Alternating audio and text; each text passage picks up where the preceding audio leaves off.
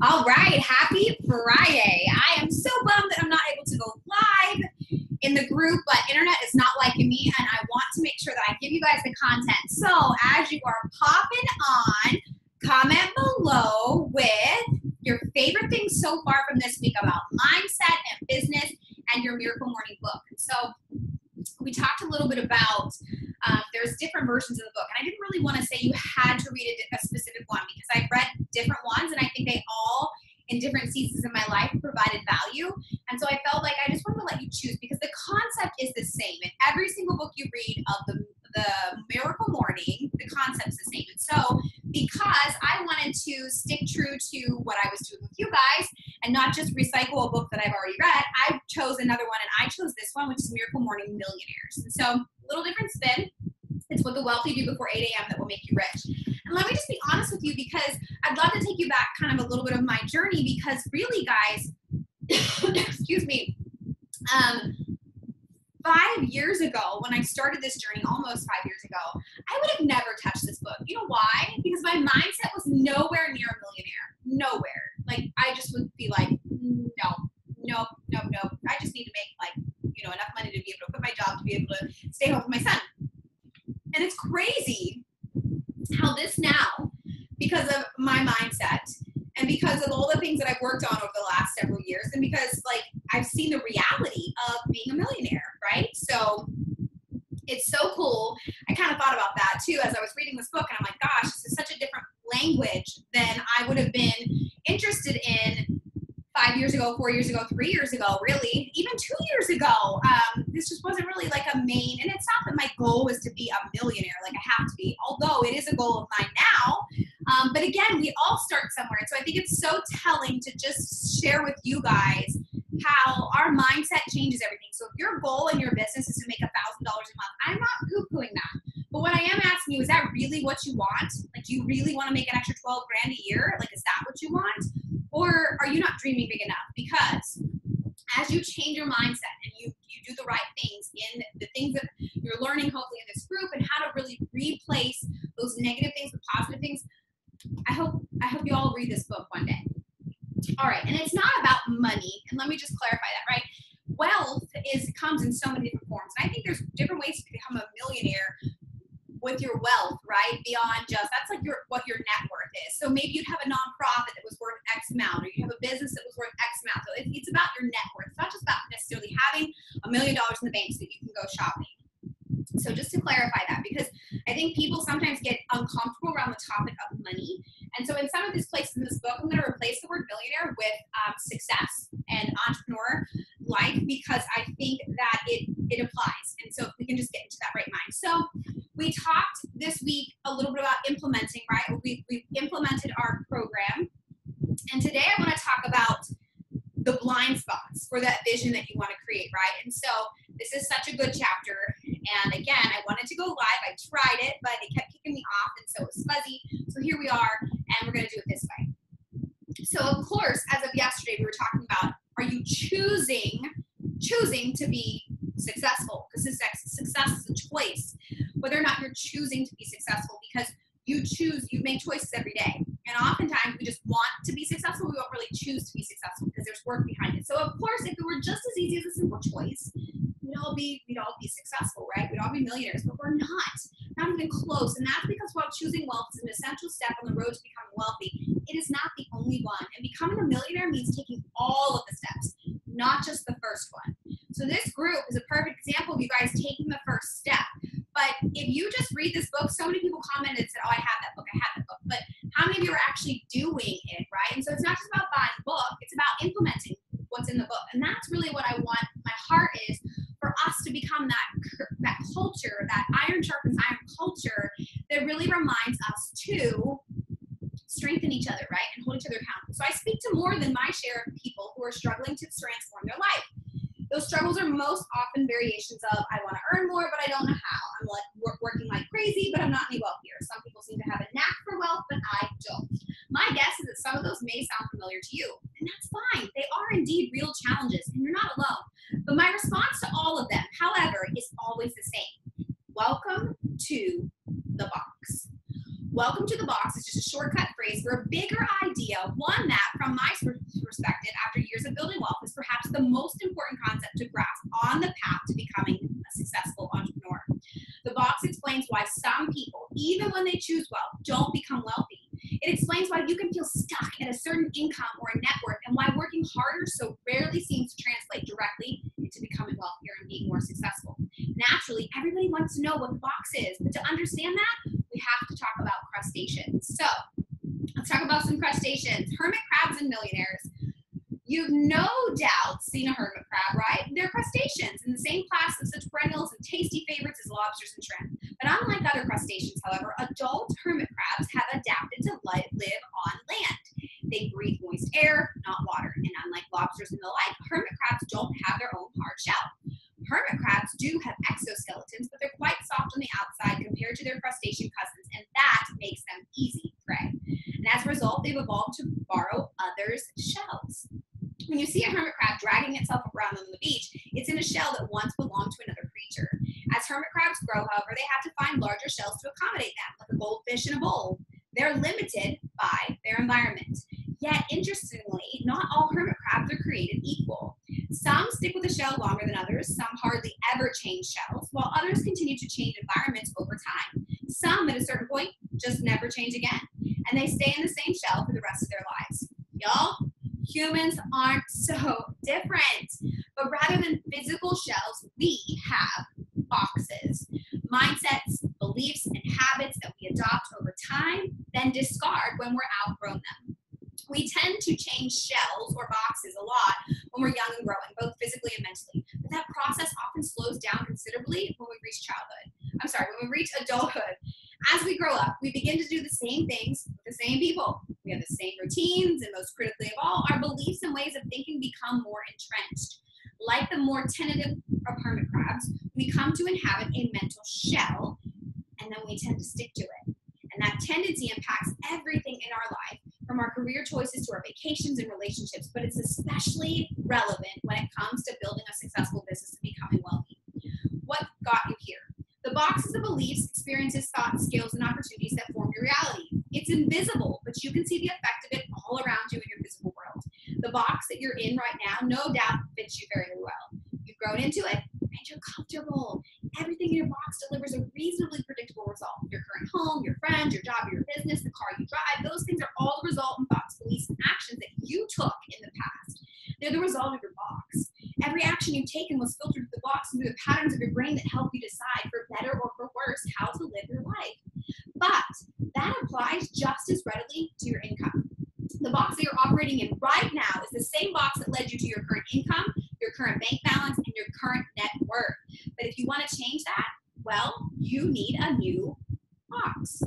When a hermit crab wants it or needs more space, they leave their old shell behind and move to a new one. But it's a dangerous period, right? The soft-shelled, naked hermit crab is exposed to the world. It's risk. But for the crab, it's a risk that you take if you want a nicer house. Like the hermit crab, you can only grow so much by staying where you are. Every day the hermit crab doesn't change is a day that nothing changes. The same is true for you. You're limited by your current box, and although it may be risky, you're going to have to expand your box if you want different results. If you want a different life, a different reality than the one that you have, you need to change the beliefs that you hold, the thoughts that you think, and the actions that you take. If you continue to live within the boundaries of your current box, you're going to continue to get the same results like the hermit crab. If you want a bigger shell, you're going to have to make a change. So creating a bigger box, how do we do that? You never escape the box. You always see the world through the filter of your beliefs and your past experiences. You are always being fooled a bit by the brain, never quite seeing reality, and that's true of all of us. But what you can do is expand your box, and you can do that in two ways. The first is to become aware of the biases, especially the ones that are relevant to money and wealth and success, that cloud your judgment and inhibit your thinking and keep you stuck. Biases are like blind spots in your brain. They're ways in which you don't always see things clearly, in which you're being fooled by your own wiring. The second way to expand your box is to envision a different life for yourself, to craft a vision of a different box, on one in which you have more abundance, one in which you are successful, you're a millionaire, one in which, like the hermit crab, you've traded up to a new shell. Do you guys see a pattern here in this whole mindset thing, right? We're doing affirmations, we're doing visualization, we're being grateful, we're doing all of these things, right?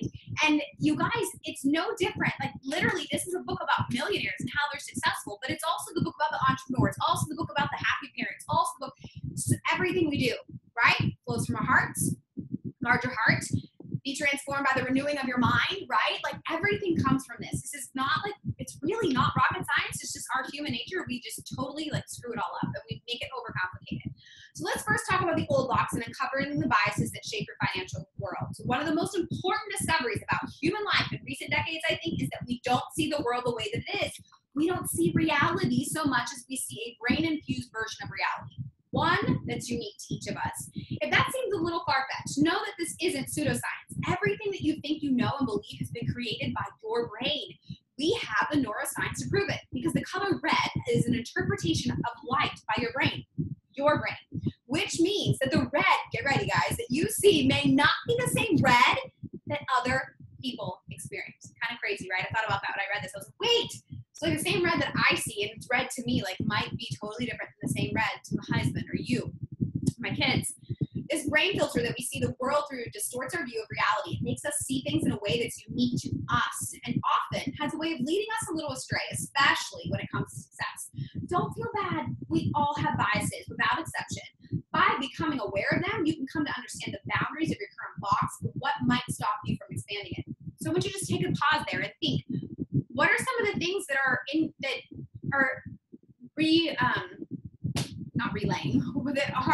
inhibiting you from getting to that next level, right? There are many biases. For our purposes on the road to wealth, here are a few that are most relevant. So what is in your current box that might be stopping you, right? Be honest with yourself. Think about that.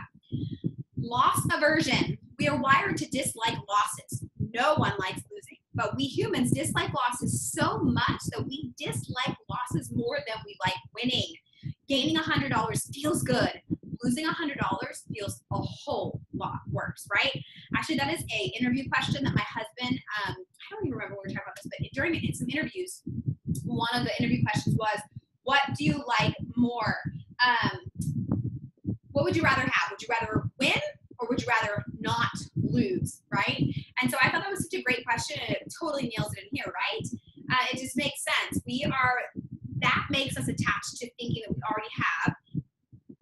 And it also means we're risk averse when it comes to making money or being successful. Building wealth also requires some risks, right? Starting a business requires some risks. If you're too loss averse, it's difficult to reach millionaire status quickly or success status quickly. So that's the first one, is loss aversion. The second one is sunk cost fallacy. Related to loss aversion, this flaw in our thinking makes us prone to continue to pour resources into things that we shouldn't.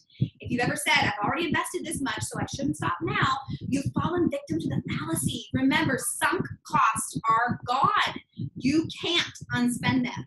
So how many of you are putting too much money into your business and nothing's coming out? You've got to figure out a way. It's not just keep pouring more money into your business. Sometimes it's not what your business doesn't have. It's really what you're not doing. All right, the status quo bias. This refers to our tendency to want things to stay the same. Like crabs who never change shells, we find comfort in the familiar. Change makes us uneasy, and we have a bias against it. But change we must. Time discounting. This refers to a tendency to value immediate rewards over once in the future. When you've opted for eating a big gallon of ice cream now and worrying about your health later, you've discounted the value of your future self. This shows up financially in the form of not being able to delay gratification, spending money now that we could have used to invest for a greater return in the future. The next one is the ostrich effect. We all know this one. The tendency to hide from reality. If you've even left your credit card statement unopened, woo, I knew that was coming. Excuse me. Last thing. If you ever left a credit card statement unopened because you didn't want to face the amount owed or put off dealing with a business problem that you know is a problem, you become a victim to this one too. Ostrich effect. And then the other box filters. In addition to the recognized biases that psychologists and economists have uncovered, there are untold, more unofficial biases, beliefs, and patterns of thinking that you have based on your upbringing, your peers, your cultures, etc. Those include things like believing in hard work without any thought to whether you're working smart. More of that in chapter chapter 7 if you want to read that. Or believing that wealthy people are greedy, or money is the root of all evil. Each of these can be determined to your future prosperity.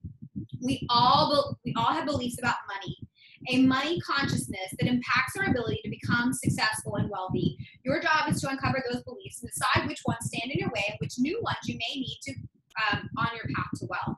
The only way to shift biases is to become aware of them, and so you need to identify those today. Only then can you catch yourself when you fall into it.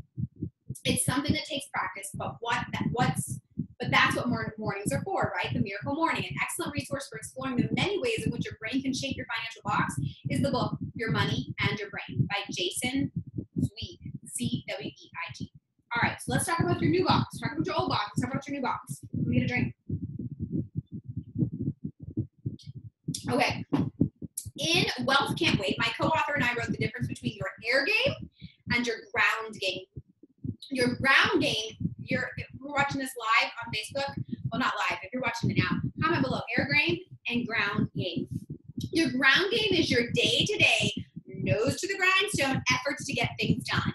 When most people think of work, they're thinking of their ground game, the sales calls they make, the number of nails they hammer, the words they write, or the fires they put out.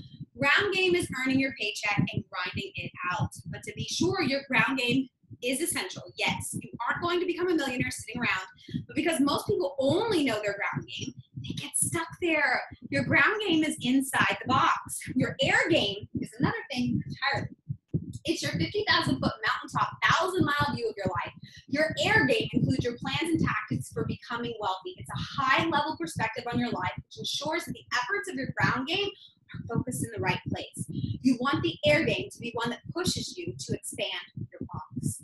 You can't have one without the other, guys. All air and no ground means you wish your life away. It's what happens when you don't choose the wealth door, but you choose hope to become a millionaire instead. You choose hope to become a successful entrepreneur. But all ground, no air, can be just as problematic. That's when you grind out every day, work harder and harder, only to discover that all of that work didn't add up to the meaningful wealth, or worse, it didn't add up to anything. You guys, if you take it from me, like, hello, I understand that. I have grounded and grounded, I don't know what the word is for that.